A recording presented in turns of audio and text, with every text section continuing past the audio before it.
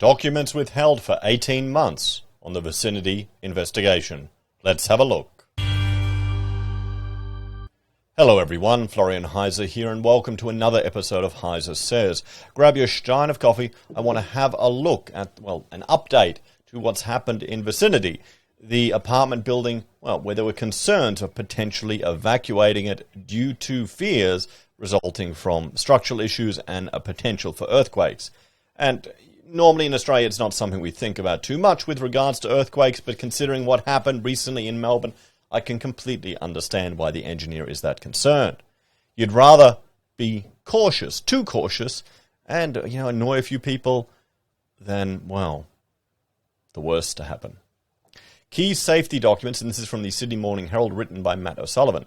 Key safety documents withheld from the apartment building investigation, the engineer says. The structural engineer who raised serious concerns about the risk of a Sydney apartment tower collapsing said his fears were amplified by key structural documents for the building being withheld for 18 months. Maybe they just couldn't find it all. No, not now. I mean, it's pretty easy to find stuff unless you lose it. The engineer from Chatsworth firm Rothshire also warned owners last year that he would be forced to alert fire and council officials if he did not get access to crucial documents to allow him to conduct his investigations. The latest revelations come as Green MP David Shoebridge used parliamentary privilege to accuse the developer Canterbury Building 2 Place of being responsible for a series of dangerous and defective buildings, including the Skyview apartment complex in Castle Hill in Sydney's northwest. Now, here's the issue with this. We see it often with Greens and Labor in New South Wales. They are politicising a lot of these buildings and a lot of these construction issues for brownie points. They're doing it to score points. Okay, that's what they're doing it for. They're making these grandiose claims. Buildings have issues. Buildings will have defects. A lot of them can get resolved. Now, you'll have to remember, we're looking at the media's take on this, where you've got two parties. You've got the developer and you've got the body corporate. They each have their own engineers. There's a disagreement between them. We need to wait for it to come out of the wash to find out who was right and who was wrong. This is the issue. I've had the same thing on projects too, where you'll have one engineer say another thing, other engineer interpret it in a different way, or saying there's a different way to calculate this, and people using it for purposes. It's all fun and games, guys. This is one of the reasons why I don't hire engineers under me. In the past, we've been warned about it again and again as an architect. But in the past, when I was first starting out, I would hire engineers as subcontractors to make it easier for clients. And, I had to do it because they wanted it done. And I needed the work. And, it bit me. It bit me in the ass, got me in trouble when, if an engineer stuffs up, even if you do nothing wrong, and they're hired under you, people need to sue through you to get to them. So that's the risk factor associated there. It's stress. So if you're starting a practice, a project management firm or an architectural practice, I would suggest you do not hire them as sub-consultants. Anyway, 2 Place continued to construct apartment tower after apartment tower after apartment tower despite this history of defective buildings, he told the New South Wales Upper House on Thursday. I don't really know what experience Shoebridge has in construction. He's a Greens, he might. I know a lot of architects love going the Greens. My profession is rampant with the hippies.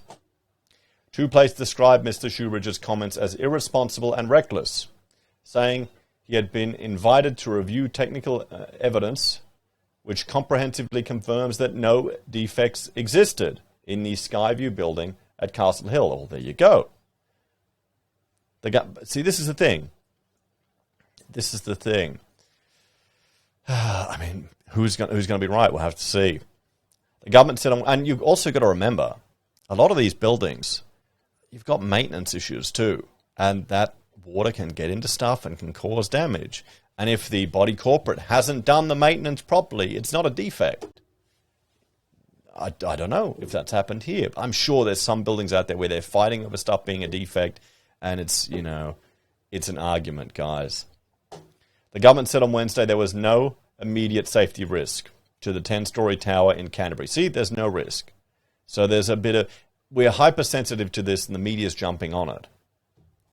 So, but temporary actions and further works may be needed to ensure the ongoing safety of residents. The complex known as Vicinity on Charles Street has about 276 apartments over 3 buildings and was completed about 6 years ago by Two Place. The structural engineer hired by owners issued an interim report in April last year, which included a list of documents he had not received to enable him to complete his structural investigation. Okay, so they may not have given him the drawings, he may not have gotten it. Or mate, just model up the whole building, measure everything up, spend an insane amount of money doing it.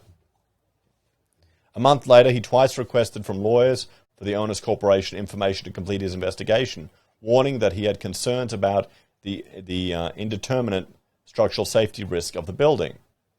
In the continued absence of structural documents, please be advised that within 48 hours, in order to eliminate the indeterminate structural safety risk to the occupants, I intend to notify the New South Wales Fire Services and the Canterbury Bankstown Council, he wrote on May 27th last year. In his final report, completed on Sunday, the engineer said his concerns about the state of the building were amplified due to key structural documents withheld for 18 months after court subpoenas and numerous requests for information went unanswered. Furthermore, building defects classified as secondary damage have been buried, not declared, he wrote. The engineer did not state in the documents what he believed had withheld information, or who he believed had withheld information. He did not respond to calls from the Herald on Thursday, and the newly appointed strata manager for the building also did not respond to questions. This sounds like a complete stuff-up. I mean, wasn't it...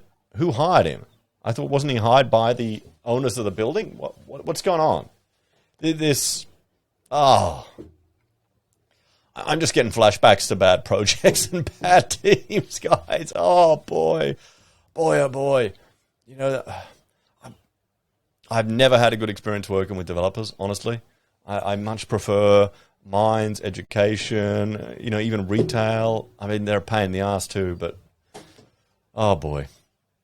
The owners of units in the Vicinity complex launched legal action against Two Place and a related company in the New South Wales Supreme Court in late 2018 over alleged defects. Two Place said it provided documents to lawyers for the Owners Corporation as and when they had been requested, which included responding to a request for documents by Rothschild. The developer has rejected the findings of the structural engineer hired by the owners, saying its experts had found that assumptions and information in his report were plainly wrong and has resulted in incorrect conclusions. That can happen. That can certainly happen. Unit owner, Corey Ford, said she felt unsafe living in the 10-story building, but was relieved that the government was taking their concerns seriously. Ms. Ford said Two Place needed to provide evidence to support its rejection of the structural engineer's report, otherwise it's empty words. Well, they have, haven't they? Mary Young, who bought a one-bedroom apartment in the building 2 years ago, said she was anxious about what the outcome would be. There is a degree of confusion about the whole thing. I just feel like the government should have taken a more firm stance, she said. Notice how it's all these people wanting the government to intervene. Maybe they should just buy public housing. Just buy public housing, guys. Buy public housing and live in that. They've never... QBuild here in Queensland has never built any defects at all.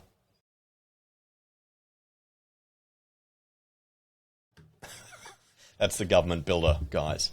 I remember... I was working for... the Architectural Practice Academy, a little tiny little bloody shoebox extension to an ambulance station. So many defects. So great for learning, but when you're going out there to look at defects, but so many defects. I remember one thing, I wanted a gutter moved, and they didn't rehung it properly, so the water would have pooled. You got to adjust it. We have to redo it all. I go, yeah. That's what you need to do, because we need to put a staircase here, so you need to move a pipe. Oh. They didn't give a shit. Not give a shit, guys. Government employees. So, yeah. Government's the solution. Sure. Yep. Labor, MLC, Courtney Hossos, said the revelations of yet another tower riddled with serious structural defects show the scale of the problem in New South Wales. Okay. We're going to have Labor and Green politicians milking this shit for years. There's going to be decades of them claiming these issues for years. And the danger is there's going to be a push for more government regulation and more intervention in the market. I would suggest we need to have, there needs to be a demand from the market for more accountability for the developers. The people who are buying off the plan need to start sitting at the meetings during the development process. Often when you buy, when you're buying off the plan, you're often already, you're just literally buying off a sketch design. So then it's documented. So then there should be representatives from all the buyers when it hits a certain point, sitting in on those meetings with developers, with the architect, with the engineers, with the builder. They should be sitting in there so they get a say on it. Why not? That's what should happen. Forget all this other stuff. You need to get the people buying sitting in there. Then we need to have 3 certifiers. And all paid up front, randomly selected. 1 representing the developer, 1 representing the future buyers, 1 as an arbitrator between the decisions. And get a clerk of works on there as a marketing point of difference. Then you might get some of these issues addressed, or more confidence there by the owners. We'll have to see. But there's going to be more calls for government, more calls for intervention. And I'm honestly thinking we've lost the skills. We've really lost the skills. We've lost the skills for traditional procurement. So many firms, and by that I mean the way buildings are procured. Often it's all design and construct now, and that's a different way to manage a contract. It's been so long since practices, and I'm talking architectural practices, administered contracts and managed them between the client and the builder. So you had an impartial professional set of eyes over everything. Even now, the architect, the certifier, everyone's novated underneath the builder. So that traditional communication flow is gone. So yeah, there's a lot of issues there. Owners and residents at Vicinity Apartments are today fearing being locked out of their homes for months on end. The New South Wales government must ensure that the highest standard of safety for apartment residents, she said. The concerns about the Canterbury complex come as a report by the University of New South Wales has revealed it is almost impossible for purchasers to predict whether their new apartment will have building defects. Well, no, they will. Every building will have defects. I just wouldn't buy an apartment, to be brutally honest. Or get an old one where you know what's going wrong.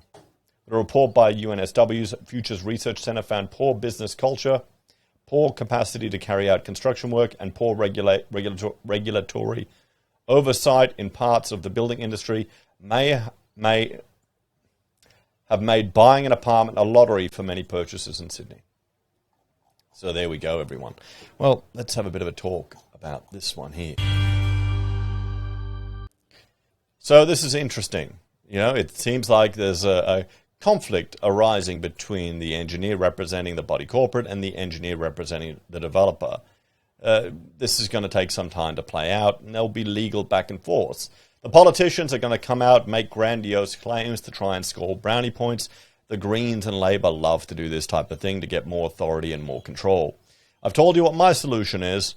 It needs to be market-based. Otherwise, it's just going to be the same mess, everyone. It needs to come from markets. People need to stop buying, design, and construct buildings. Yeah? Just stop. Real easy. Although, with the influx of potentially 2 million more migrants into Australia, yeah, maybe it isn't that easy. Anyway, guys, thank you for watching. Like, share, and subscribe to the channel. If you enjoy the content I find and put together here, there are a few ways you can help out. You can join the channel on Twitch or YouTube for our live content. You can support us financially by joining the channel on YouTube or Patreon as a member. You can sign up for Self-Wealth or Stake, helping us with our share investing.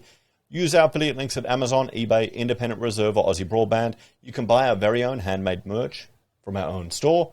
Use Gold Pass from the Perth Mint or support us via PayPal. Have a great day. I'll see you all next time. Bye for now.